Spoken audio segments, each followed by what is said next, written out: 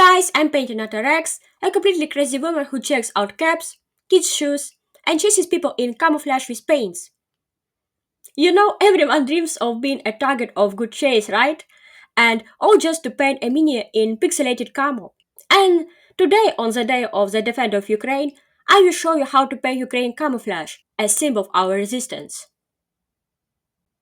About a year ago, I did an unboxing of these girls on this channel, and finally I have gotten around to painting them. Everything was going well until I had to figure out one major thing: how to do a pixelated camouflage. And that's where the journey begins.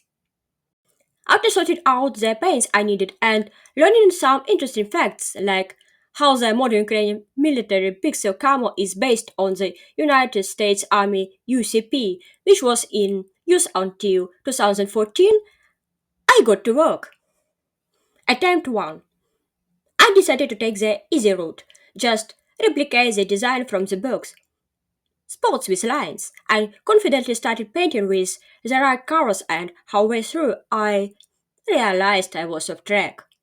Sure, it started to look like the box, but there was one issue: the camera on the box was blurry.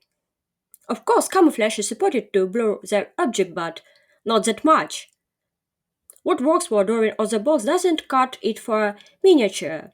The miniature needs more precise detailing. Attempt 2. It became clear I needed to paint actual pixels, not just something vaguely similar. The most logical next step: just references. I had a jacket with a pattern, so I laid it next to me and started painting on a mini that I didn't mind experimenting on, and it was embarrassing. First of all, I missed the scale completely. Second, it looked like anything but camo. I realized I was on the wrong track again, and there were some nuances I just wasn't getting. Looking up videos and photos online didn't help, so I started hunting people around the city just to get a good look at the camo up close, from a distance, in different lights, and see how it looks in real life dynamics. Only after that I figured out what was wrong. Pixel camo isn't just a bunch of random blobs, it follows a specific pattern. So, after the necessary research and scaring half of the city, I got back to work. And it's important to note that the color scheme should match the environment. In the diorama, it will be a rigor field, so the colors should fit it. First, I divide the area into the base colors.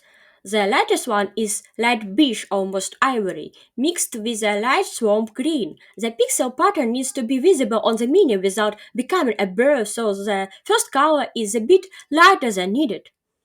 The second color is a dark swamp green. Both are applied in large irregular patches with branching shapes. When you look at someone in pixel camo from afar, you see big blobs in these two colors. Once it dries, I will add more thin branches. I will apply them not in solid lines but with dots, using just the tip of the brush. This dotting technique makes the pattern look more like pixel art. Then I add a bit of dark brown, the color of the soil, mixed in some black if it's not dark enough, with dark green. Again applied slightly and in dots. Next I apply a few grey-greenish spots to both the light and dark areas. Now for the highlights on the raised parts, mostly on the light spots, but sometimes overlapping the dark ones.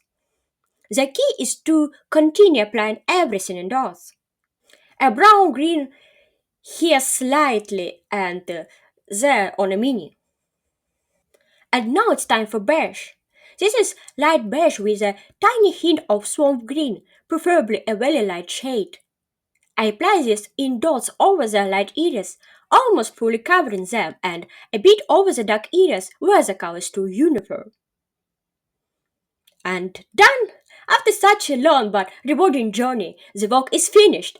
The result is exactly what I wanted to achieve. Thanks you for watching. I hope this video was helpful and interesting for you. If you liked it, hit the button below, subscribe to the channel, and see you soon!